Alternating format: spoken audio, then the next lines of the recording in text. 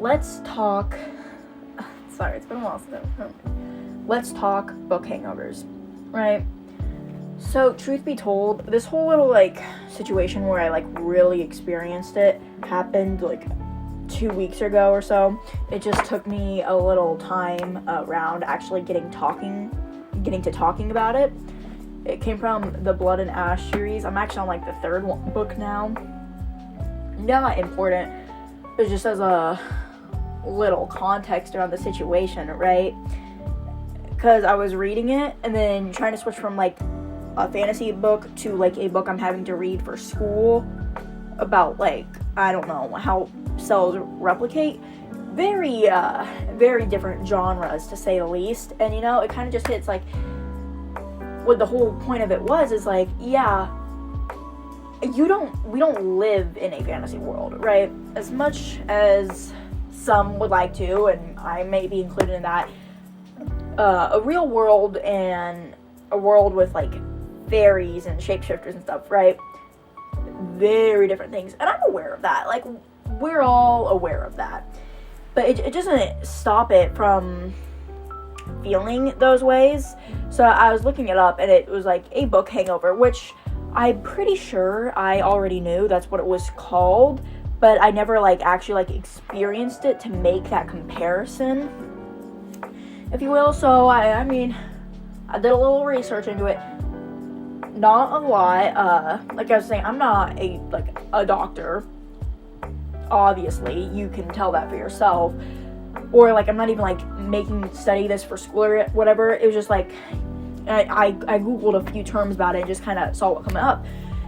Part of that curiosity of, if it happened to me, just wanting to understand why that happened. So now that we got that little preface out of the way, that am I necessarily the most I don't know what to call it, trustworthy source, but it's not like anybody's writing a college dissertation about this and using me as a thing, but just so I know that you know that I know you know. Great. Okay, so on my little script here, we got I have the definition. So the definition of a book hangover, right, is a book hangover is a feeling of difficulty returning to everyday life after reading a book that had a strong impact on you. So, sorry. The term book hangover, it's not actually in the dictionary. It is just a slang term that's been used more specifically around the book community. And there's a lot of reasons as to why it can happen. There's some psychological, and there's also specific feelings of specific motivations of wanting to feel that way or wanting to live in a book, right? So when it happens, just the feeling of wow, reality and the books are very different. There are two main reasons, and this was from a article by Book Riot, the phenomenon and psychology, I think, of a book hangover. Yes. So according to the article, there are the two main concepts of a book hangover: emotional transportation and empathy. So, according to the article, the first, emotional transportation, is familiar to all lucky readers who know what it is like to get lost in a book. Reality falls away, and we experience the story through the eyes of characters. In reading psychology, this experience is called emotional transportation. So like I was saying, our brains don't perceive the world as one thing and the book as other. In our minds, that it is real. We are there, emotionally at least. And then the other is empathy. And there was a Dutch study going into how empathy and reading kind of go along with each other. I'm not going to go really into the study because it was a lot. But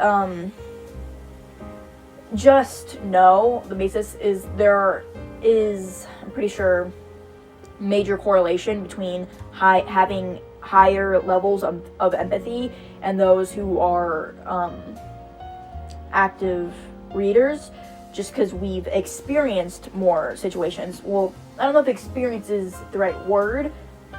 It's just a new situation, right? Even if it is fictional, people are still getting exposed to that situation, which triggers the higher levels of empathy. Whoa, that was a lot. And this isn't even me going into like major detail, because these articles or the studies have their own information. This is my just a little summary of all of it put together. So this feeling happens on its own, like psychological reasons, right? The empathy and emotional transportation. But then, even while it's happening in the brain, there are some people who chase this feeling, right? Who want to get transported into just a fictional world. That, of course, has its negative drawbacks of when, yes, you get transported into this world, but then you have to come back out of it, and the difference can be intense sometimes. But there are several different reasons people purposely read to go into that world, right? So, to name a few, we have escapism, imagination, personal connection, motivation. There are a lot of different reasons as to why. So the first one, like I mentioned, was escapism. There was an article by Book Therapy called Why Fiction as Escapism is Healthy. I said this was by Book Therapy. And as a general view of just looking it up, fiction can provide a gateway to another world, allowing the reader to experience something they can't in their current reality. That is me exactly quoting the internet.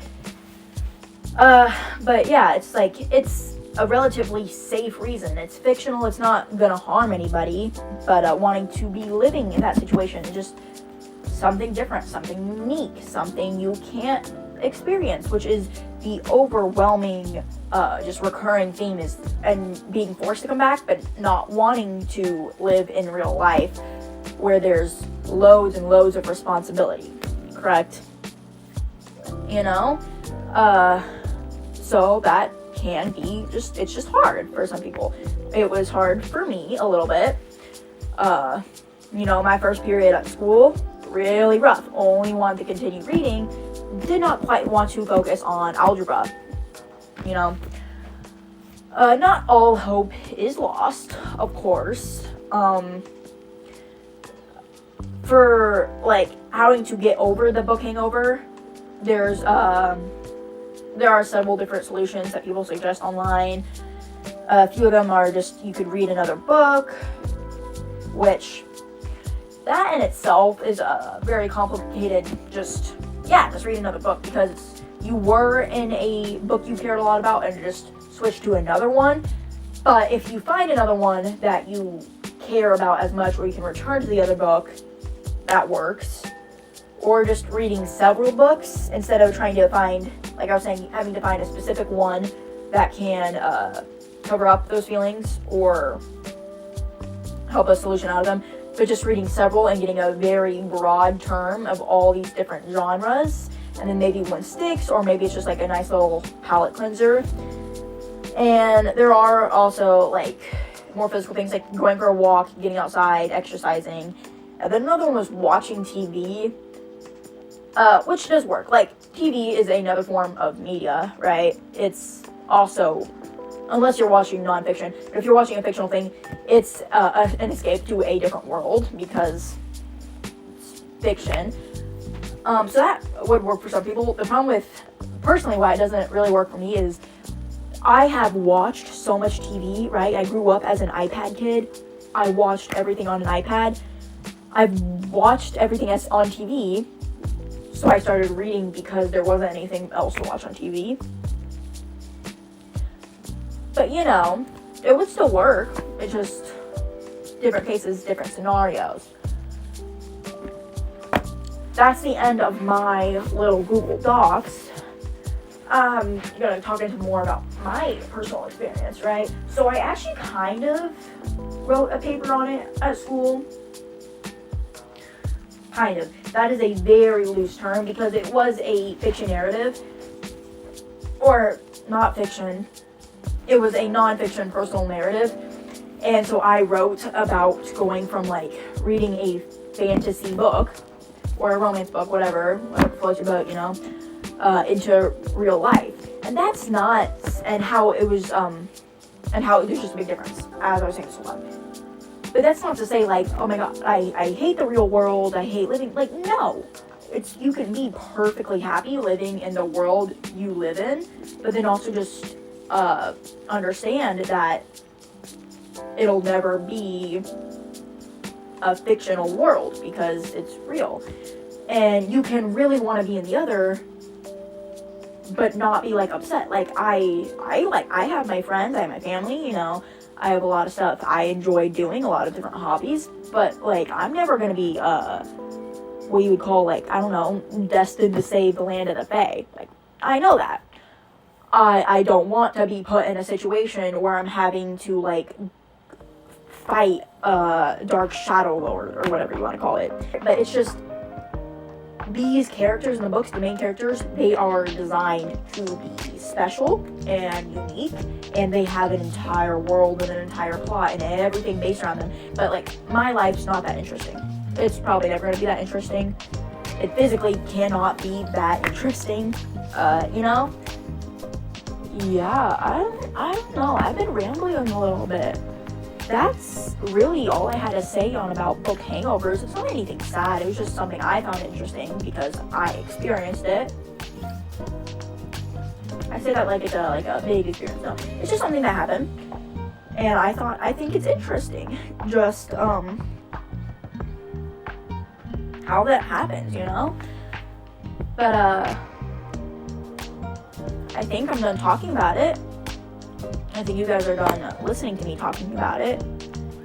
So have a good day, and yeah, I'm done talking. Bye.